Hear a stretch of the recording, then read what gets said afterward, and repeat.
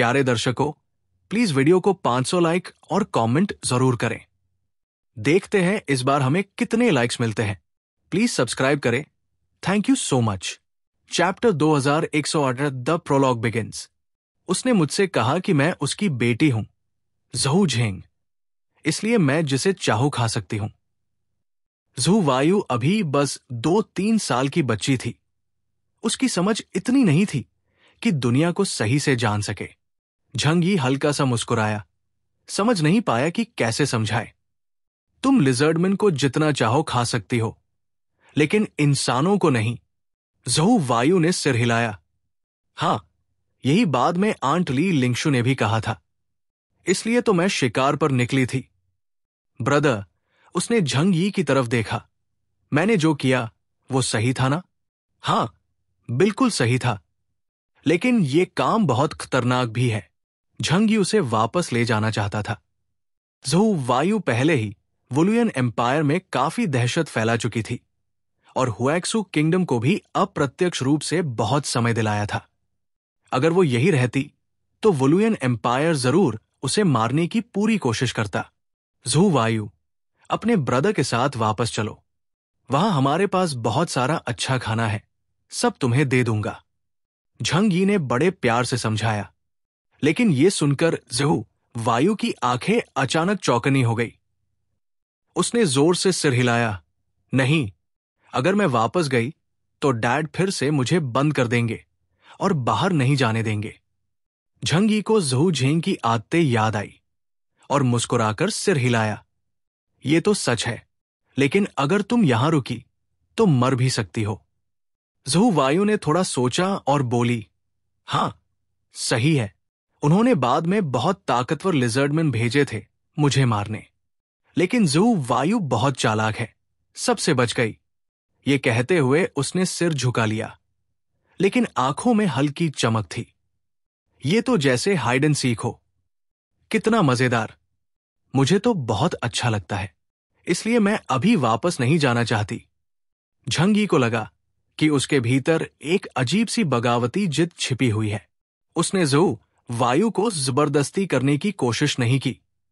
वो बोला, ऐसा करते हैं, मैं तुम्हें एक नया कम्युनिकेशन डिवाइस देता हूं। यह सिर्फ मुझसे जुड़ा रहेगा और लिजर्डमैन को कभी पता नहीं चलेगा। अगर तुम किसी मुसीबत में फंसी तो मुझे तुरंत बुला सकती हो, मैं तुरंत पहुंच जाऊंगा। और हां, उसकी आवाज थोड़ी गहरी हो गई, जैसे कोई अंकल छोटी बच्ची को मना रहा हो। अगर तुम्हें यहां कुछ इंटरेस्टिंग मिले तो सबसे पहले मुझे बताना, ठीक है? ज़हू वायु ने झंग यी के हाथ में रखे कम्युनिकेशन डिवाइस को देखा, फिर उसके हाथ में पकड़ी जैम ब्रेड की तरफ नजर डाली और मासूमियत से बोली, ब्रदर, क्या तुम मुझे और खाना ला सकते हो? झंग यी ने पूछा, खाना तो है, लेकिन तुम उसे रखोगी कहां? वो देखना चाहता था कि क्या ज़हू वायु के पास स्पेशल एबिलिटी है। झंग यी अपनी 500 से ज्यादा एबिलिटीज को एक्सप्लोर नहीं कर पाया था, लेकिन टाइम और स्पेस से जुड़ी पावर्स में उसे खास दिलचस्पी थी। ज़हू वायु ने थोड़ा सोचा और अपनी जेब से एक गुलाबी हैंडकरचिफ निकाला। ब्रदर, देखो। उसने हाथ फैलाया और रुमाल अचानक एक बड़े बंडल में बदल गया। झंग यी ने बंडल खोला तो उसके अंदर कई बेतरतीब चीजें थी, पानी की बोतलें और थोड़ा बहुत खाना। अच्छा, ये वाली एबिलिटी। झंग यी ने समझते हुए सिर हिलाया। फिर उसने एलियन स्पेस खोला और उसमें से बहुत सारा खाना और पानी बाहर निकाला। ये तुम्हारे लिए आधे महीने तक काफी होगा, लेकिन याद रहे, मुझसे कांटेक्ट बनाए रखना और सब बातें शेयर करना। उसने धीरे से ज़हू वायु के सिर पर हाथ रखा। ज़हू वायु ने कोई विरोध नहीं किया, बस मासूम आंखों से खाने की तरफ देखती रही। झंग यी के होठों पर हल्की मुस्कान आ गई। उसे अचानक सुकून मिला।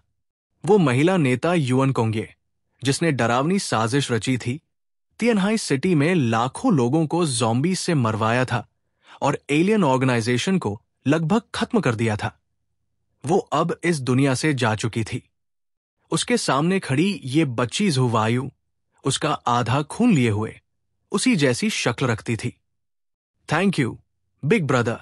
झू वायु ने खुशी से कहा। झंग यी ने सिर हिलाया और उठ खड़ा हुआ। अपना गेम एंजॉय करो, लेकिन सावधान रहना, ज्यादा समय नहीं लगेगा। बिग ब्रदर भी तुम्हारे साथ शिकार करने आ जाएगा। झंग यी को अब वो सारी जानकारी मिल चुकी थी जो उसे चाहिए थी, इसलिए उसने और रुकने का इरादा नहीं किया। वो मुड़ा और झू वायु की चमकती आंखों में छोड़कर चला गया। लेकिन वुलुयन एम्पायर छोड़ने से पहले उसने एक और काम किया।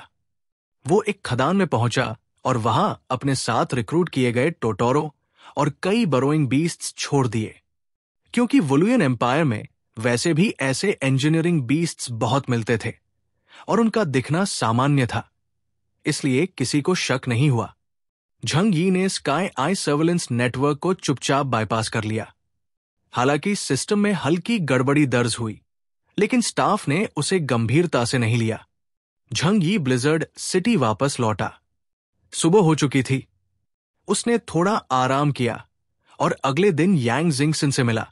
उसने सारी जानकारी यांग जिंगसन को सौंप दी, जिसमें वुलुयन एम्पायर के मिलिट्री डिस्ट्रिक्ट्स और एनर्जी प्लांट्स की डिटेल्स, साथ ही एम्पायर का पूरा बर्ड्स आई व्यू और की एरियाज की असली तस्वीरें शामिल थी।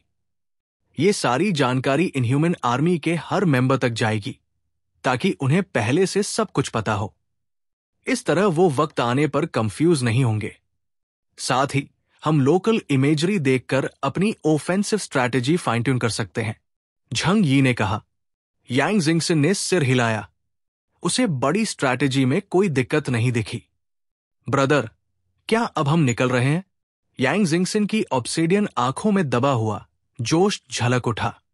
एक ऐसी बड़ी जंग शुरू होने वाली थी जिसमें एक पूरी सिविलाइजेशन का शिकार किया जाएगा। इतिहास में इससे बड़ा मौका कभी नहीं आया था। यांग जिंगसन को तो हमेशा ऐसे इंटरेस्टिंग काम ही भाते थे। झंग यी ने सिर हिलाया। तैयारी 3 महीने की थी, लेकिन मैंने उसे 4 से भी ज्यादा खींच दिया। जो कुछ भी कर सकता था सब कर लिया। अब सब अपनी पीक कंडीशन में है। अब वक्त आ गया है वुलुयन एम्पायर को एक ही वार में गिराने का। पूरा हुएक्सू किंगडम पूरी ताकत झोंक चुका था। ये जंग उनकी 90% से ज्यादा शक्ति मांगती थी, लेकिन ये लड़ाई लंबी नहीं चलेगी। एलियन एरा की जंगों में जब तक सिविलाइजेशन लेवल में भारी फर्क न हो, दूसरी तरफ के सारे हाई लेवल एलियंस को हराना ही काफी होता है। बाकी बस सफाई का काम है।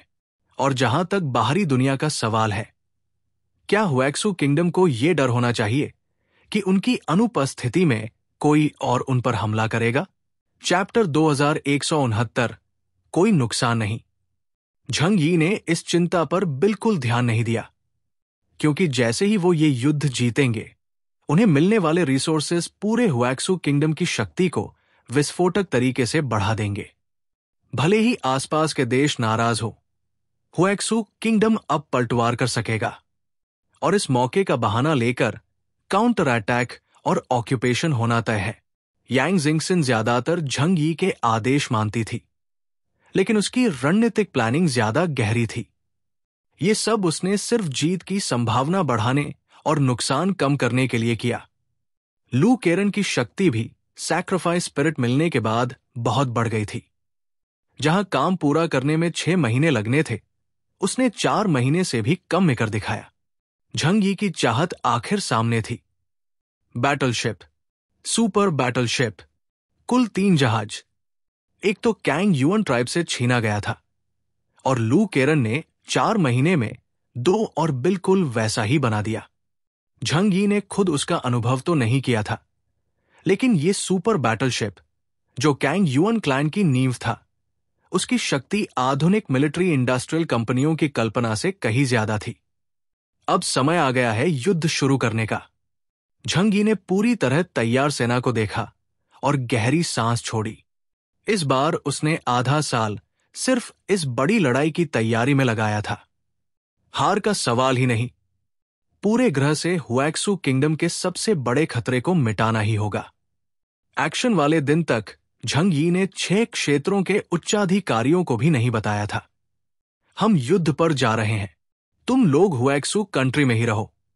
ज्यादा समय नहीं लगेगा, मैं इसे जल्दी खत्म कर दूंगा। झंगी की आवाज में कोई ऊंची वीरता नहीं थी, बल्कि शांति थी। दिल के अंदर जोश भरा हुआ था, लेकिन बाहर से एकदम ठंडा, जैसे कोई छात्र 10 साल मेहनत के बाद एग्जाम हॉल में प्रवेश करे तो अचानक शांत हो जाता है। शेंगजिंग रीजन में सुप्रीम कमांडर मेंग युअनजून ने गंभीर स्वर में कहा, सर हुंदून, अब पूरे हुएक्सो नेशन की किस्मत आपके हाथों में है। नॉर्थ ईस्ट रीजन में सुप्रीम कमांडर जी चांगहाई बोला, ब्रदर केओस, मैं तुम्हारी विजय की कामना करता हूं। किसी क्षेत्र के नेता ने ज्यादा बातें नहीं की। सबके दिलों में जोश और घबराहट दोनों थी, मानो एक डोर बहुत कसकर तनी हो। आशा का बोझ भी उसी पर टिका है, और डर ये कि अगर जरा तेज बोला तो वो डोर टूट जाएगी। बैटल ऑफ नेशनल डेस्टिनी, बिल्कुल सच। जीत गए तो हुएक्सो की शक्ति कई गुना बढ़ जाएगी। हारे, वो परिणाम अस्तित्व ही नहीं रखता। उस दिन 6 क्षेत्रों की सेनाएं गुप्त रूप से इकट्ठी हुई। सीधे सीमा पर मार्च करने के बजाय चुपचाप बॉर्डर के पास पहुंची, ताकि दूसरे देशों को भनक न लगे। लेकिन गुप्त रूप से हर इमरजेंसी के लिए तैयारियां पूरी थी। ब्लिजर्ड सिटी में सेना इकट्ठा होने लगी। शेल्टर के अंदर अंकल यू पूरी तरह आर्मोर पहने खड़ा था। लू केरन जितना ताकतवर हुआ, अंकल यू भी उतना ही शक्तिशाली। वो मैकेनिकल असेंशन की राह पर था, लड़ने की हिम्मत और साइबरपंक वेपन्स की ताकत के सहारे। अब तो मुझे मौत से डर नहीं। अगर हाथ पांव भी टूट गए तो मिस लू से कहूंगा नया खरीद दे। अंकल यू हंसते हुए बोला, जब झू हैमे उसका कॉम्बैट यूनिफॉर्म पहनाने में मदद कर रही थी। युद्ध शुरू होने से पहले हल्की सी मजाकिया बात अपनों को ढांढस देने का तरीका होती है। क्या बकवास कर रहे हो? झू हैमे ने उसे घूरा और ध्यान से उसका यूनिफॉर्म ठीक किया। तुम जरूर सुरक्षित लौटोगे। जरूर, नहीं तो मैं तुम्हें कभी माफ नहीं करूंगी। वो बुदबुदाई, और अंकल यू के चेहरे पर मुस्कान फैल गई, खुशी से भरी। फैटिक शू, डेंग शेंटोंग और लू केरन सब पूरी तरह तैयार थे। हुआ भी सोफे की आर्मरेस्ट पर बैठा था, अपनी विशेष आर्मोर सूट पहने। उसकी आंखें तांबे के सिक्के जितनी बड़ी, युद्ध में कूदने को तैयार। झंग यी ने टाइट फिटिंग आर्मोर पहना था। उसने सबके यूनिफॉर्म देखे, संतोष से सिर हिलाया और फिर ब्रायन और प्रोफेसर डा विंसी से मिलने निकला। वो आदमी और कुत्ता यहां कुछ समय से थे। झंग यी ने उन्हें युद्ध योजना के बारे में कभी नहीं बताया, बस रहने दिया। ब्रायन तो यहां आराम से मस्त था, क्योंकि फैटिक शू सिलिकॉन के क्षेत्र का एक्सपर्ट था। वो और ब्रायन घंटों बातें करते, मानो पुराने दोस्त हों। प्रोफेसर डा विंसी तो गोस्ट वॉकर्स के अवशेषों पर इतना डूबा हुआ था कि विला छोड़ना ही नहीं चाहता था। झंग यी ने विला के दरवाजे पर दस्तक दी। थोड़ी देर बाद एक सफेद रोबोट आया और बोला, वेलकम मिस्टर केओस।